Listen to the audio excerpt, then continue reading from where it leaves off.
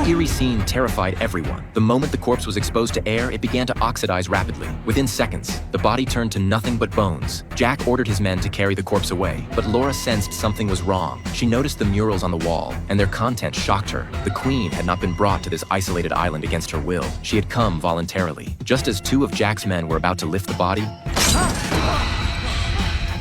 it suddenly sat up. Everyone jumped in fright. Jack, however, burst into laughter, realizing the corpse was activated by a mechanism. But at that moment, the man who had touched the body noticed something terribly wrong. His arm was rapidly decaying, spreading at a visible rate. The horrifying sight sent chills down everyone's spines. Laura finally understood everything. The Queen had been a virus carrier. To protect others, she had chosen to isolate herself on this island. But the infected man was in agonizing pain. He grabbed his weapon and opened fire wildly. Jack swiftly shot him dead. Everyone witnessed the virus's terrifying power. Yet despite this, Jack still insisted on taking the Queen's remains, even if it meant the deaths of thousands. He didn't care. Jack then used forceps to pick up a small tissue sample and sealed it in a plastic bag. To stop him, Laura and her father Mark sprang into action. Mark quickly grabbed a gun from the ground and shot Jack in the thigh. Meanwhile, the henchmen chased after Laura. Jack and Mark were locked in a standoff inside the tomb. As they exchanged fire, the man who had just died suddenly came back to life and lunged at Mark. Jack seized the moment and fled the tomb.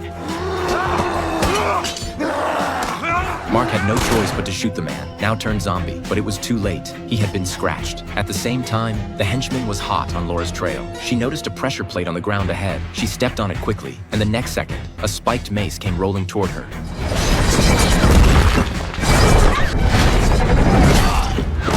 When she returned to find her father, Laura discovered he had already been infected. Mark urged his daughter to stop Jack. He kissed her goodbye one last time. As Laura walked away, her eyes filled with unwavering resolve, no longer holding a trace of fear.